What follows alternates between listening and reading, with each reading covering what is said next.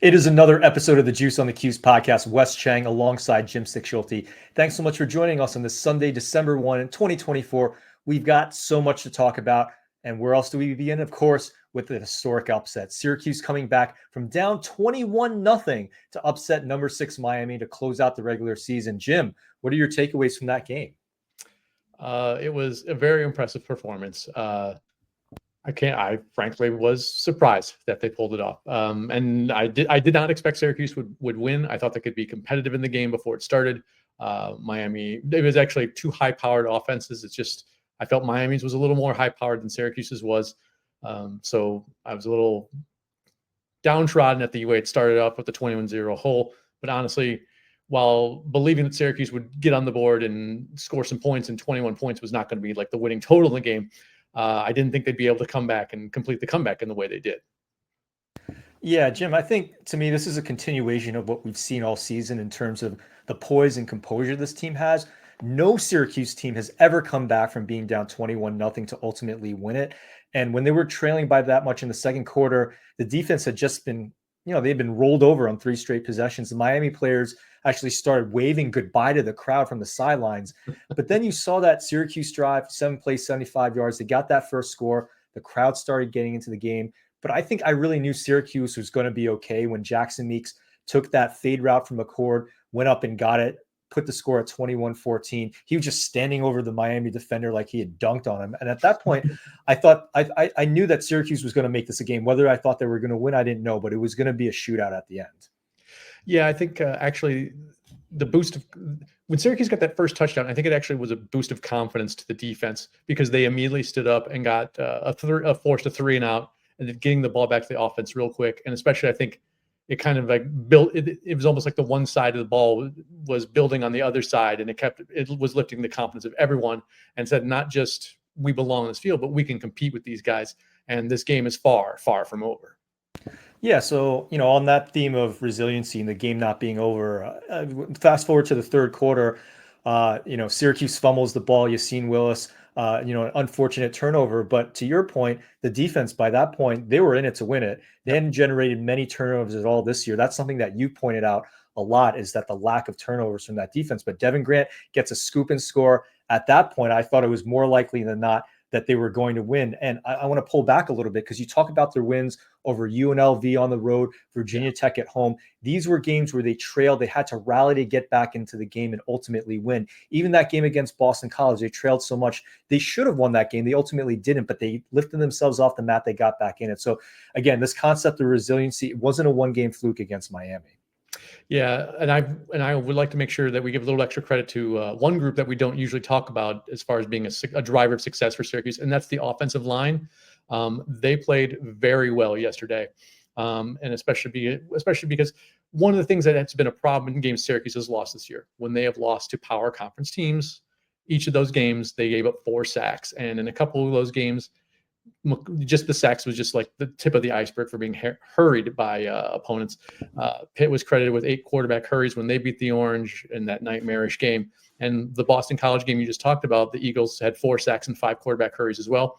Yesterday, Miami did get 2 sacks, but beyond that, 0 quarterback hurries. So full credit to the line for that. And also for the way they cleared the path for LaQuint Allen in the game-clinching drive in the fourth quarter. Allen did not have his stat line was not superlative up to that point. 17 carries for 54 yards on the ground to that point, setting aside, of course, his work in the receiving game. He's always been effective there. But then when it came time for the Orange to put the game away with under 4 minutes to go, handing off to Allen was the key.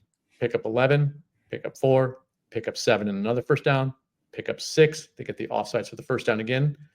What looked like it might have been the last set of downs, Miami stuffed him on the first play for nothing, but then they were so committed to stopping Allen, the misdirection of the jet sweep to Pena, 11 yards, moves the sticks, down and out. So full credit to the offensive line for the way they stood up on that drive. Yeah, one more note on that, Jimmy. We always have to point out the offensive coordinator, Jeff Nixon. I know you've been a very big fan of his play calling. I thought yesterday was another shining example of that. You just talked about the jet sweep. That's exactly right. They had been setting up, run up the middle, bounce to the outside, run up the middle. Then they set up that jet sweep to the outside. It gets them the first down. The game's over. So again, I think Allen played very well. McCord played very well.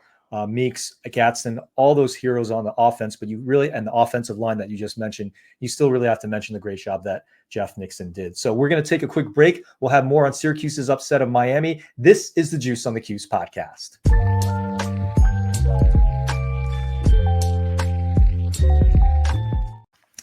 This is the Bet Online read. This Thanksgiving holiday, why not head over to the world's most trusted betting platform and your number one source for online betting, Bet Online. From the earliest odds to in-game live betting, Bet Online provides you with constant, real-time odds and action with the ability to watch games as they happen.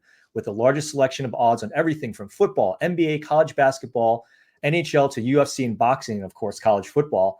Head over to the website today to see why Bet Online is America's most trusted site for online wagering. Bet Online, the game starts here.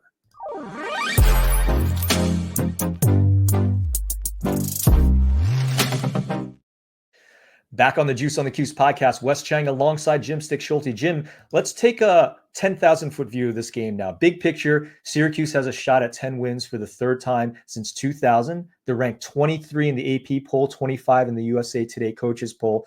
That's the first time they've been ranked since 2022.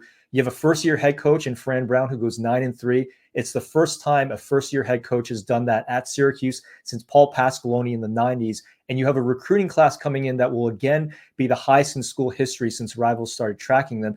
These are all good things for Syracuse across the board. Absolutely. You mentioned the Paul Pasqualoni 9-3 as a first-year head coach at Syracuse when Brown matching that. The thing that's most amazing to me about that was Pasqualoni was taking over a program, and frankly, you can argue that that was the peak that this Syracuse program has historically been at.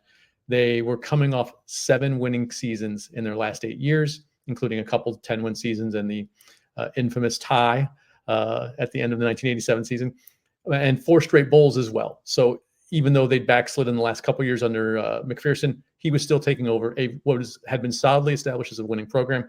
We all know that was not the case when Brown took over. He was essentially taking over a 500 program. In the last 3 years, they were basically within a game of 500 either way. But all 3 years had been more or less following the same script, of strong start and then tapering off towards the end of the season. So full credit to him, especially for reversing that, November slide part of the would kind of become a typical Syracuse season. Not the case this year under Brown. Yeah, they had been 3-11 since the 2011 season in the month of November. He comes around, he flips the script, 4-1. He actually mentioned that in his press conference. He points at a reporter, says, "Hey, what's my record in this month?" And the reporter aptly and correctly pointed out 4-1. So I was like, yeah, that's right. So he really changed the dynamic around Syracuse. He really changed the narrative around Syracuse being a team that starts quickly and fades quickly as well. So, full credit to Brown. And Jim, you and I talk about this a lot, but Syracuse has a brutal schedule next year. They have Tennessee, Notre Dame, SMU, Clemson, Miami again. You look at that schedule, and most years you're thinking 6-6 at best. We were talking about this, but with the win that's back after a season like this, he can walk into any transfer portal quarterback's house and say how much success he had with McCord. I think that lays a really solid foundation for Brown moving forward. But again, heck of a season to go 9-3. Even if they finish 9-4, I don't think anyone's going to be very upset at that. And this is a team that, again, they were picked to finish 11th at the beginning of the season. They're going to finish 4th. So really hats off to Brown for he kept saying it. Kyle McCord kept saying it. Syracuse is back. And I really do believe that Syracuse is back. Yeah, and it's not just that they finished 4th. It was tied for 4th in the conference at 5-3 with Duke, who's also not another powerhouse. And they also kind of surprised some people this year as well. But they were behind just the heavy hitters in conference, Clemson, Miami, and an SMU team that was coming that while they were just in their first year of ACC play, they were very good last year, a 10-win program coming into the ACC. And what you said about next year's schedule, it is rough. And it's not just all that list of teams you played. Tennessee is a neutral site game to open the season in Atlanta, and those other 4 games are all on the road. But at the same time, with what we've seen this team and program accomplish this year, I can't just say, well, all those games are losses because they're on the road.